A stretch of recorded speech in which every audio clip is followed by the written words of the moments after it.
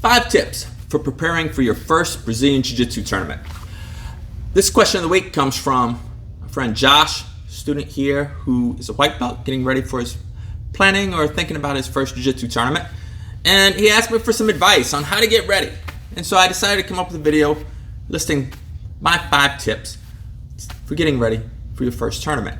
I am al-Aziz, the owner and head instructor of Semper Fortis Jiu Jitsu here in San Antonio, Texas, and going to tackle this week's question of the week. So, my first tip is pick your weight class in advance of the tournament. Look at what the tournament's weight classes are and pick it, and try to do it like say 4 to 6 months out.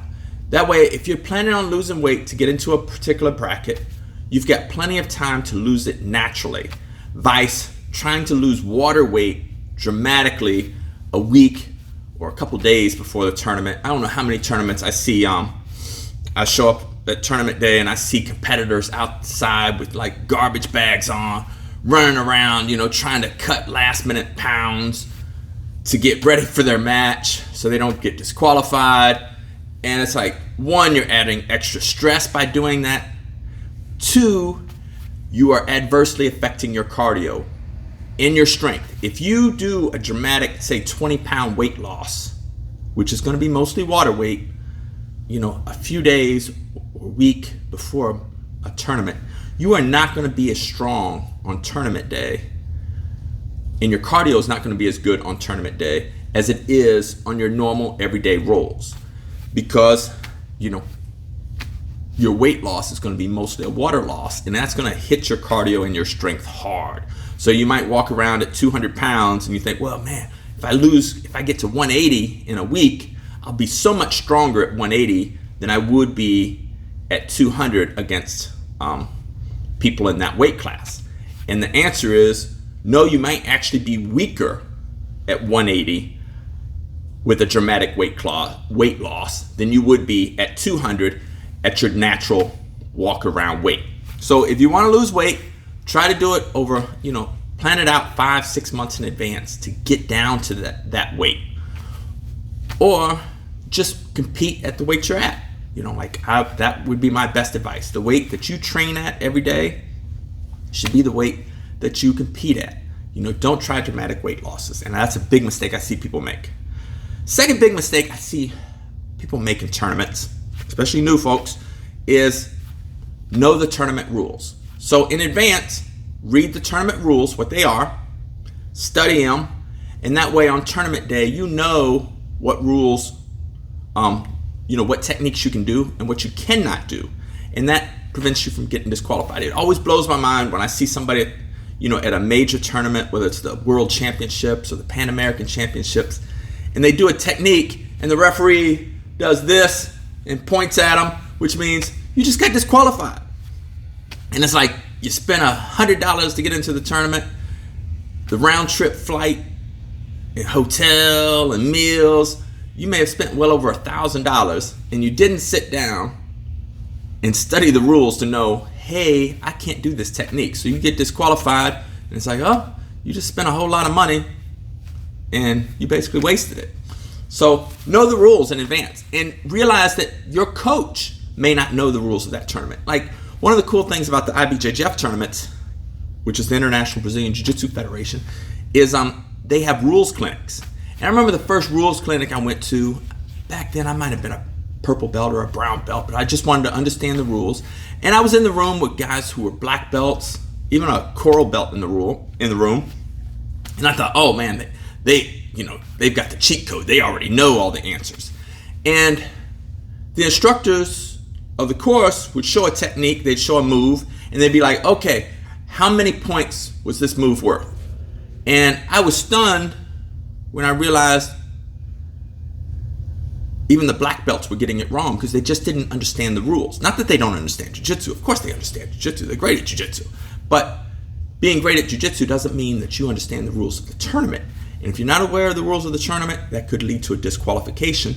Or in the case of a tournament we did maybe 2 or 3 years ago, Mike Bamberger, he was a purple belt back then. He's a brown belt now. But he was doing a local tournament here, and he knew the rules. And I didn't. I was just coaching him. And Mike went for a knee bar and got the knee bar and got the tap. And the referee did the X and disqualified it.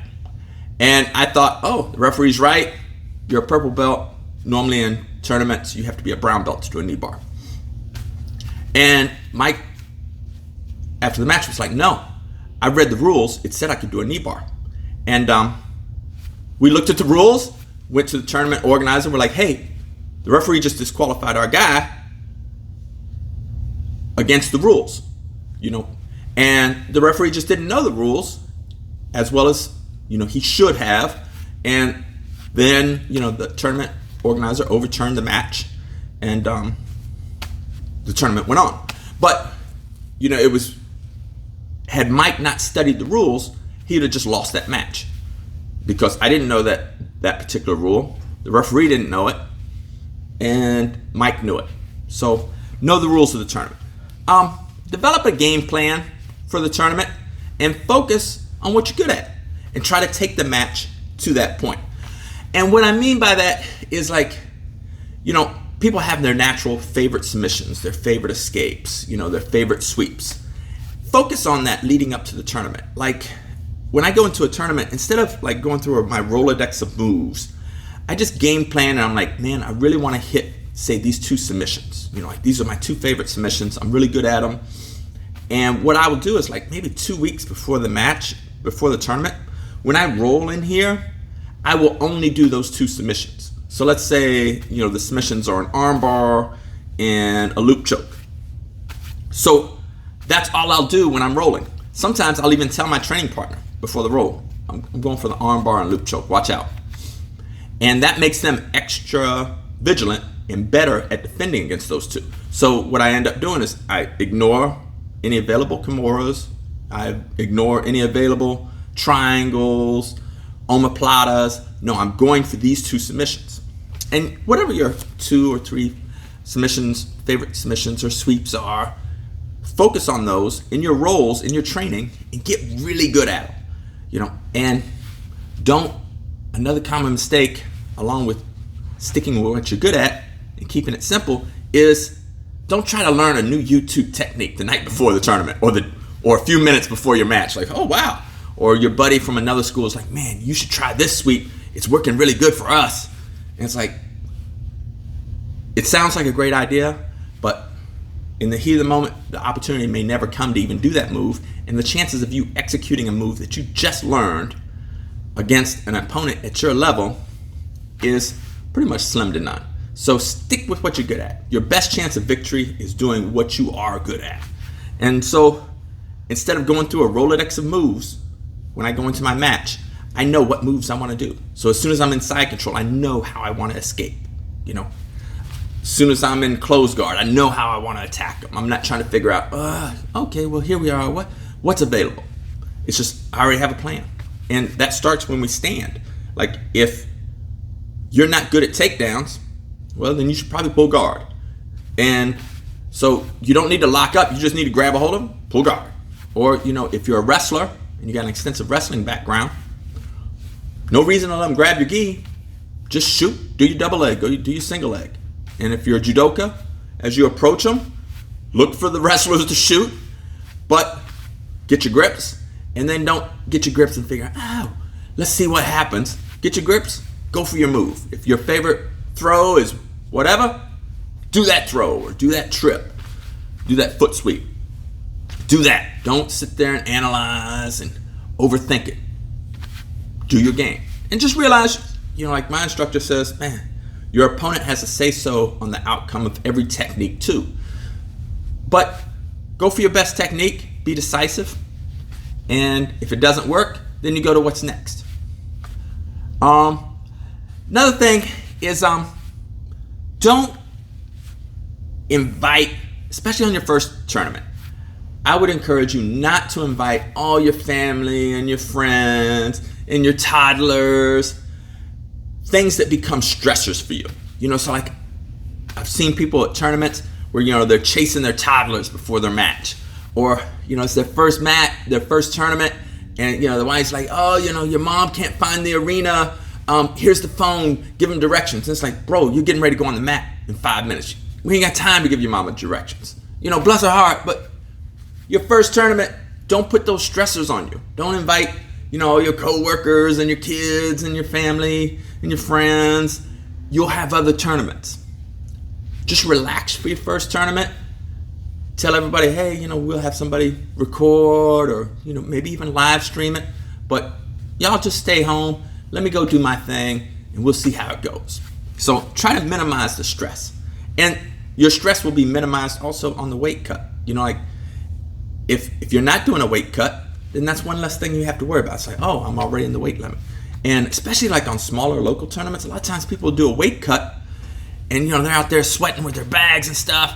And then there's nobody in their weight class, so they have to move up a weight class to compete. So it's like, oh man, that's an extra disaster. So don't even focus on a weight cut. It's like, at least you don't want to do a short-term weight cut stressor. So try to keep the stressors out and, be as relaxed as you can. So all you have to do on tournament day and while you're at the arena is just focus on your match and not focusing on chasing the kids or entertaining them or getting them their snacks. It's like as you advance and do more and more tournaments, maybe you do invite everybody.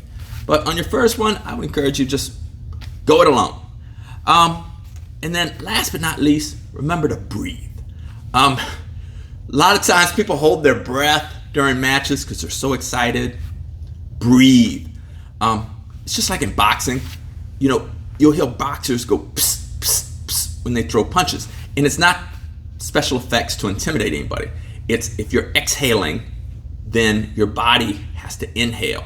So you won't throw a 5-punch, 7-punch combination and hold your breath the whole time and then be like, oh.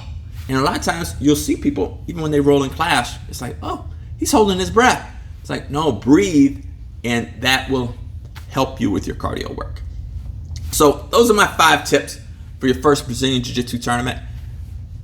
Pick your weight class in advance and be there. Know the tournament rules.